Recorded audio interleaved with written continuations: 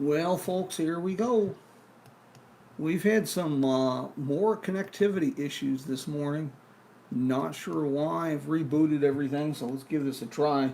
We're running direct to the modem, so we should not be having these kind of issues. But you know how this stuff goes. Mayberry television and all.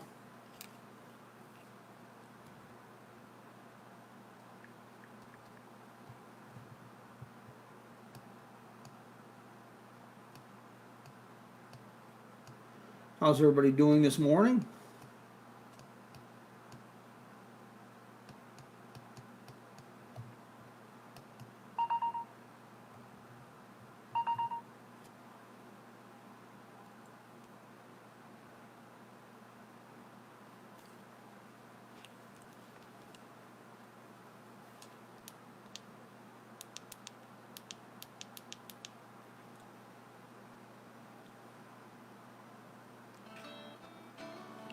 Hey, good morning, Keith and Andy.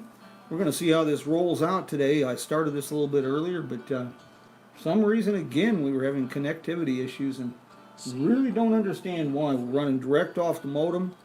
Computer and Mevo are both running off the modem, and everything checks out fine.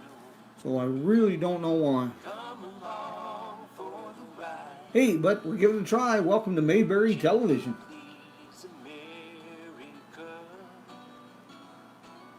Jim Hinckley's America.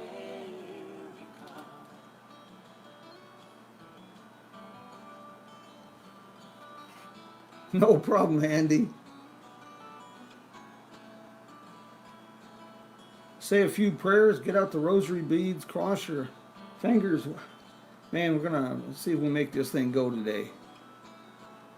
Need all your prayers and help.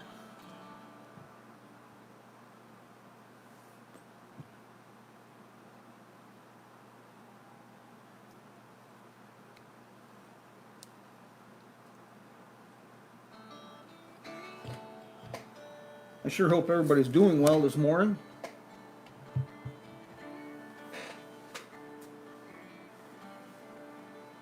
Say hello to a new friend on an old road. Guten Morgen, mi amigos. Hey, we have a few minutes before showtime, so grab your coffee, pull up a chair. Jim Hinckley's America. Jim Hinckley's America.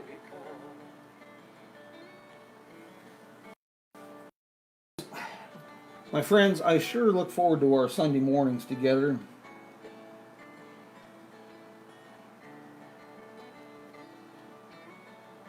Did everyone bring their sense of humor this morning? Of course you did. How can you make it through the daily tide of political gaffes, the endless stream of disaster, the weak stories, and the general insanity of the world today and not have a sense of humor? So let's see if I can end or start your week with a smile or at least a grin.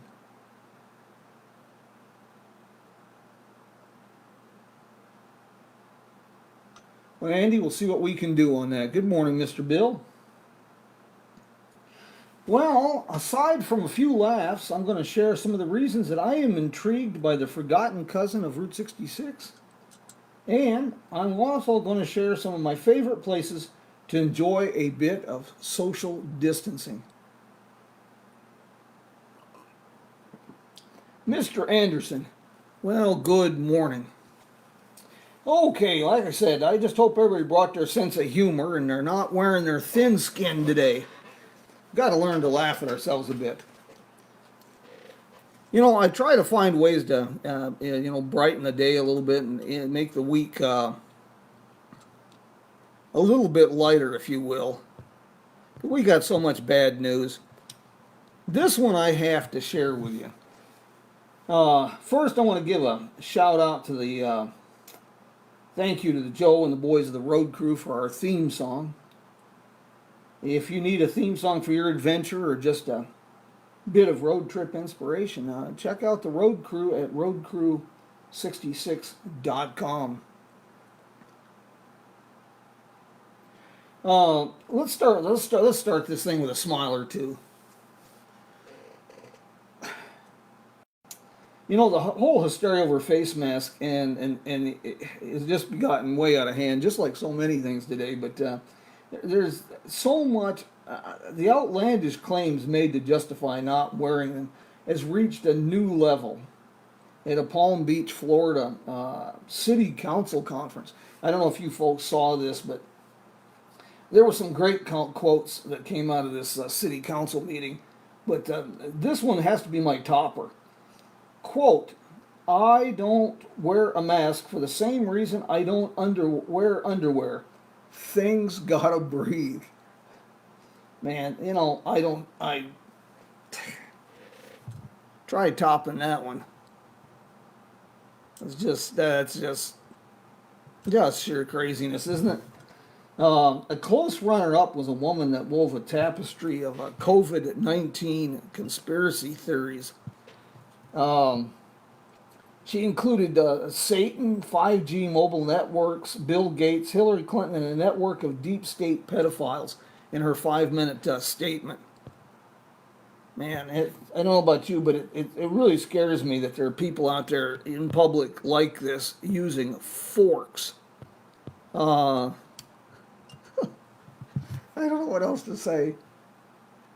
Okay, well, let's escape the insanity for a bit and good morning, Lulu. Let's escape the insanity for a bit and talk road trips. You know, I've only traveled US 6 in bits and pieces, but that highway fascinates me.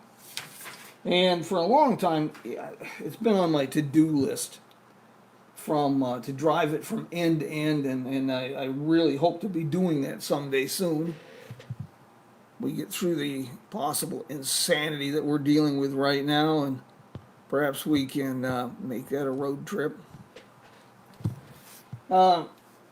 So why is the forgotten cousin of US 66 so fascinating?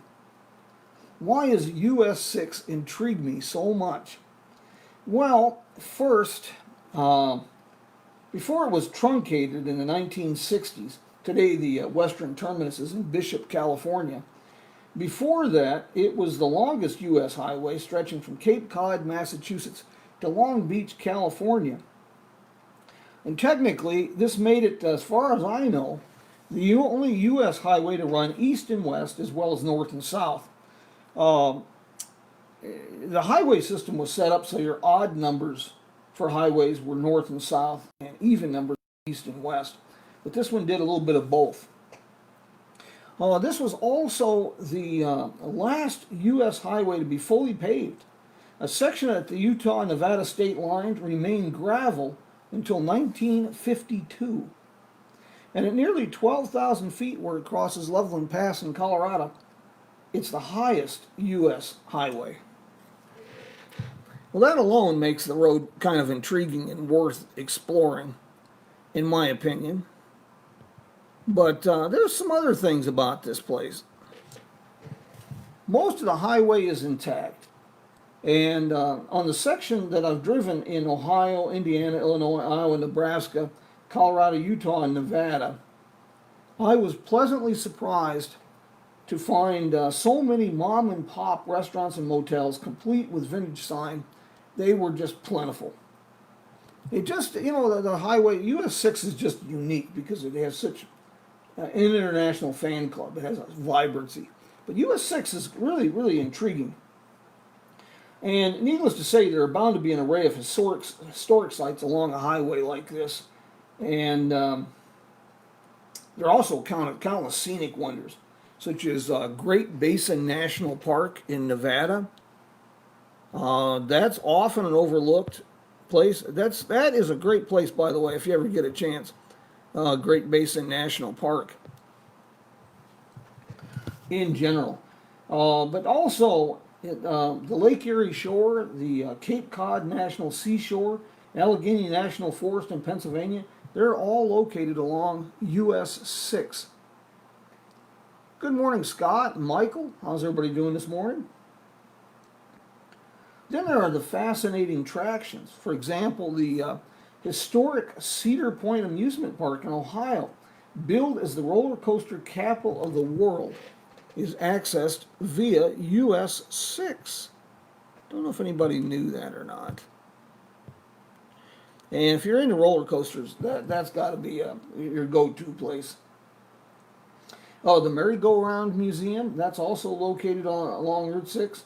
The Rock and Roll Hall of Fame is a couple blocks off the highway.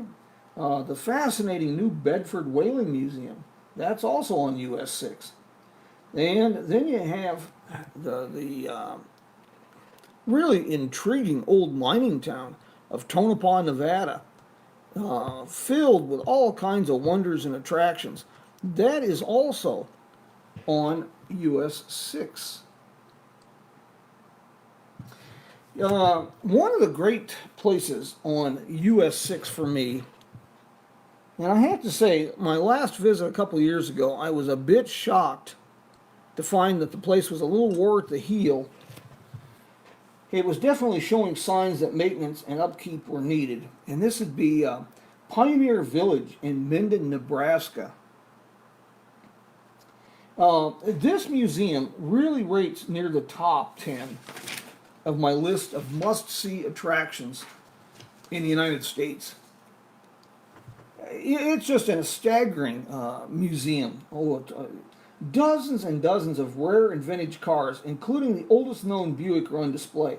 What makes these cars really interesting is Harold Warp started collecting these cars in the 40s and the 50s when they were just unwanted, good, used cars. So as a result, most of these are they got a few dings, a tear here and there, but they are unrestored cars dating all the way back to 1900. But not only that, you have airplanes, airplane engines, you have trains, Pony Express station, steam-powered carousel. There's exhibits that chronicle the history and the evolution of the outboard motor, the snowmobile, the kitchen, the camera, slot machines. They have a display of spark plugs. Now don't laugh, but they have a display of spark plugs, a history of spark plugs, that is just absolutely riveting. I don't know what to tell you, but it's just fascinating. And it doesn't stop there. There are original paintings and sculptures by the likes of Remington and other famous Western artists, as well as a famous tea set collection, including one gifted originally to Abraham Lincoln. Mr. Scott Piotrowski, good morning. I am so sorry that I could not join you yesterday for your program.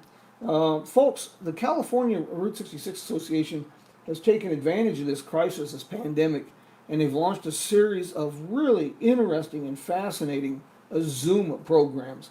So whenever I get updates, I post this in the weekly newsletter from Jim Hinckley's America.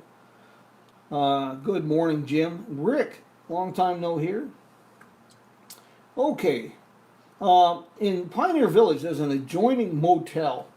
The last time I was there, it looked pretty tired and uninviting, but there are other lodging options in the area. So obviously, Pioneer Village is a stop to add to any post-COVID-19 road trip. May not be able to travel right now, but we can sure dream. It's promoted as the largest private collection of Americana on Earth. It's been awarded the Best Pioneer History Collection by True West Magazine for 8 years, and it's listed in TripAdvisor's Hall of Fame for Excellence. But like I say, I haven't traveled US 6 from end to end, but what I've seen so far, Pioneer Village is one of the crown jewels on this highway. Check it out at pioneervillage.org. They've got a nice video tour and a few other things there that you can take a look at. Well, let's talk a little bit about social distancing. We'll start with some stuff here in my backyard. On the north side of Kingman, where US 93, soon to be I-11, crosses Coyote Pass on the way to Las Vegas, there's the Surbat Foothills Recreation Area. This is lacing through these scenic mountains, more than 30 miles of hiking or mountain bike trails. Just a hint of the scenic wonders. Consider this one. A travel writer recently said the Monolith Gardens area was a miniature monument valley. It's pretty neat.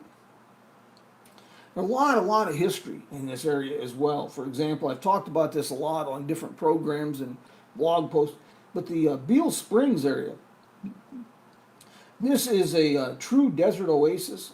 A tree-shaded stream flows all year.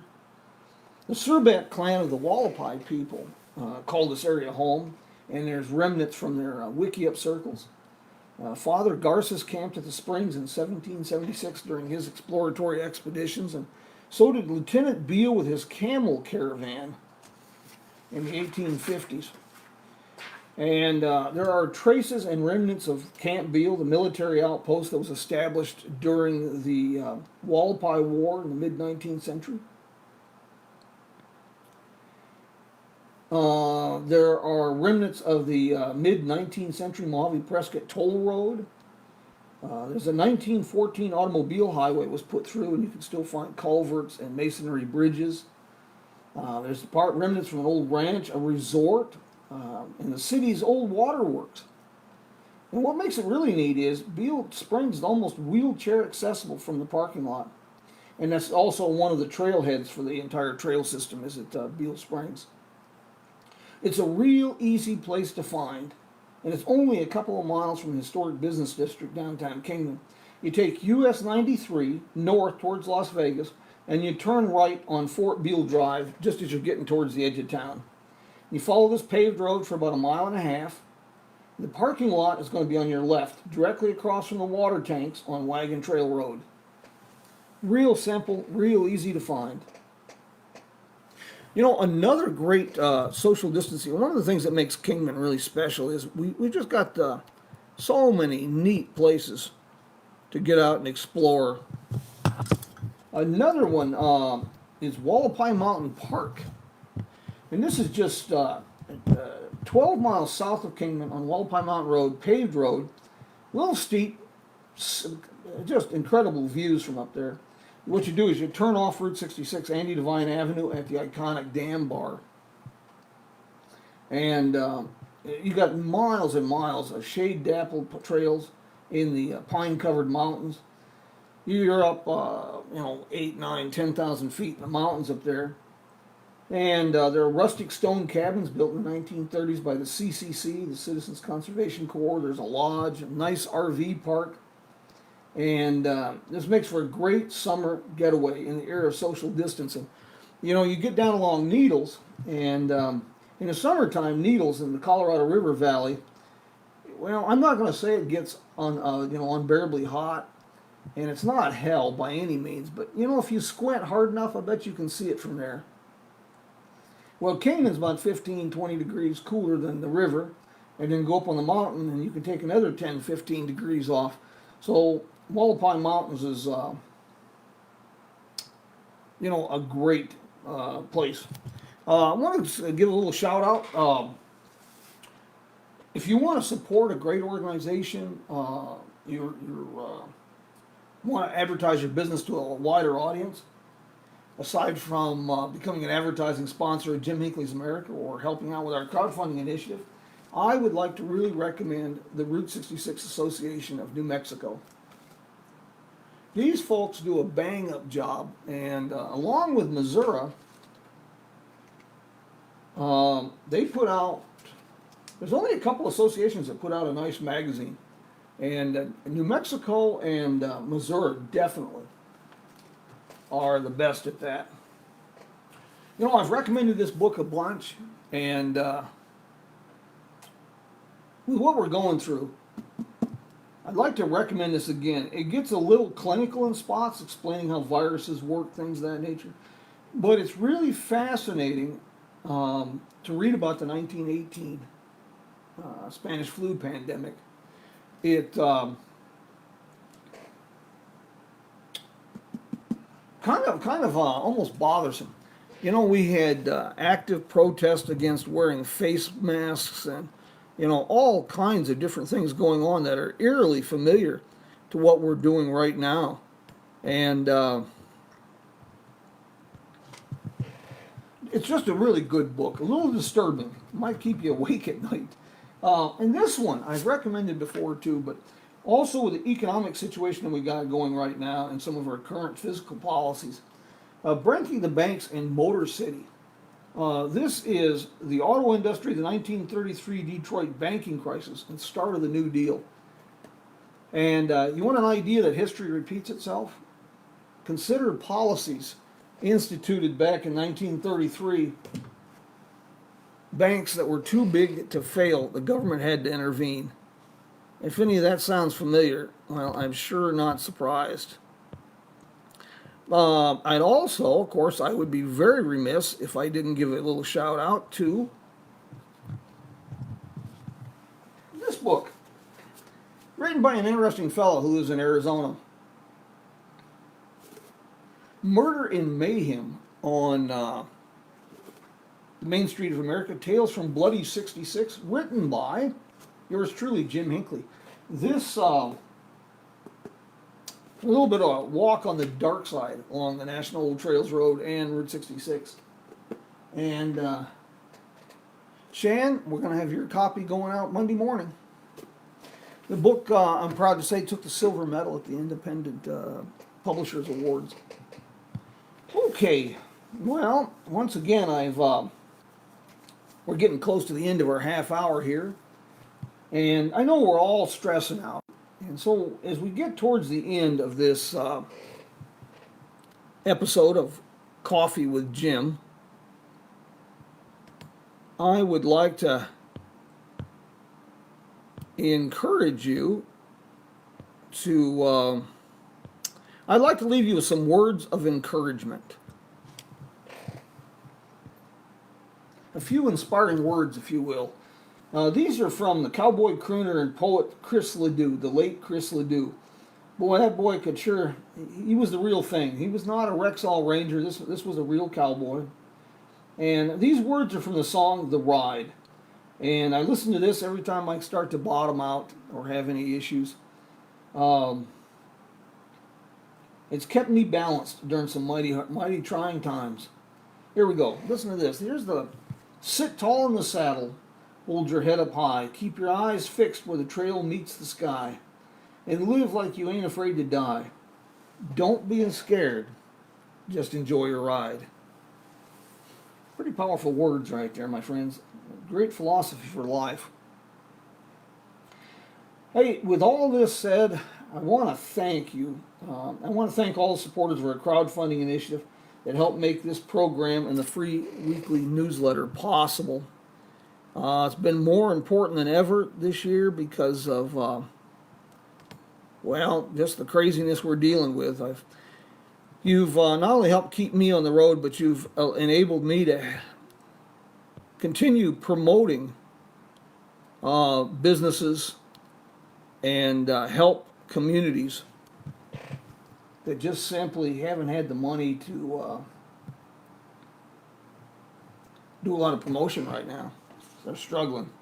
And I also need to give a shout out to some of our advertising sponsors, such as Calico's Restaurant and Victoria Sugar Shack, both of them in Kingman. Of course, Connie Eccles and at the Wagon Wheel Motel in Cuba, Missouri. And I'm really honored to have a few of the tour companies still advertising sponsors, even though they won't be on the road this year. Folks like Dale Butel's Route 66 Tours out of Australia and Gilligan's Route 66 Tours out of New Zealand. I sure appreciate their support, continued support, and I look forward to seeing them and their smiling faces and meeting with their groups again. It's always, I learn as much from them as they learn from me, and it's always it's a true pleasure. Okay. That's about where we're getting close to that half hour mark, and I don't want to wear out my welcome and beat my gums too much.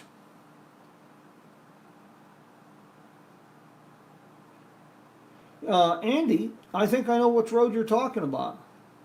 That road was, I believe, I've got a 1914 guidebook, and the road you're talking about is, I believe, was improved as an automobile road in 1914. And if you got a morning sometime, it's not a big walk, but we can go out there by Beale Springs, and I think I can show you right where that road's at.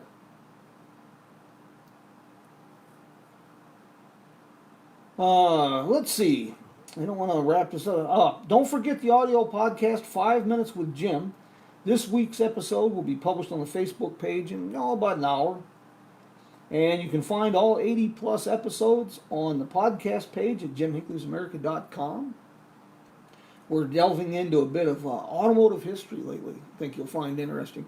And speaking of automotive history, check out the weekly column that I write for Motoring NZ out of New Zealand. I think you'll find it interesting. I'm writing about some overlooked and forgotten chapters of the auto industry. Well, Andy, you kicked it off. But before I bid adios, is there anything anyone would like to discuss? Any questions that I can answer? Anything we should be talking about, aside from what we've already been discussing? If not, well, we'll wrap this up and let everybody get to their Sunday morning. And Jody and Kara, gosh, how are you this morning? We were just wrapping up today's program, and I wanted to ask any questions, anything anybody wants to discuss. Well, not anything. We'll call it. We'll just leave it short of. We won't get politics or religion going. And oh yes, I know what I forgot. A shout out to this week's coffee club cup sponsor, the Pig Out Palace Buffet and Grill in Henrietta, Oklahoma. It's really different. Kind of reminds me of a place up in Gaylord, Michigan called Gobblers. And their motto on their sign is, "Gobble till you wobble." Well, I want to thank everybody for joining this morning. And I really enjoy our visits. I look forward to them, and because I do like telling folk where to go. I hope you can join us next Sunday morning, another episode of Coffee with Jim, and hopefully we can keep it free of technical difficulties, but some of that's beyond us. This morning I was outright asking for prayers and anything else we could get. I launched the first attempt at this morning, and it went south pretty quick, and we had to reboot all the systems. But until we meet again, my friends, adios. I'm sure grateful for. Let's see what we've got here, and then we will bid that adios. Yes, Mr. Keith, good morning, and Andy, always good to see you. Andy, I sure enjoyed that visit with all the museum directors. It was nice, and let me know about the next one at Lake Havasu, and keep me posted. And as far as showing up and telling stories, well, that's kind of what I do. Mark, thank you for that greeting, and I hope you and your family are well, and hope you have a great day. Lulu, always good to see you. Michael, good morning. Scott, how are you doing? Keeping that Model A on the road, I hope. Mr. Rick Thomas, I haven't heard from you in a bit. I hope you're doing well. Jim and Jean, gosh, good to see you. Miss Maggie, there you are. Bob and Anna. Wow, man, we should have run this thing out a bit longer, perhaps. Thank you, Andy. Well, my friends, again, thank you. Check out jimhinckleysamerica.com. We're going to be up and dating the website. Let's see, what have I got going this week? Not much. I'll probably be running up towards Oatman, doing a little photography out that way on Wednesday morning, bright and early. And, of course, the morning walkabouts. Stay safe, be careful, and try to find things that we can, try to find common ground with people who don't agree with you. Let's see if we can find a way to build some bridges instead of burn them, and let's see if we can get through this thing together. My friends, thank you. Miss Sandra, gosh, wonderful, wonderful to hear from you. How's Clemens? we're going to have another reunion next year, I hope, in the Czech Republic. Well, my friends, again, thank you so very much. And until we meet again, adios.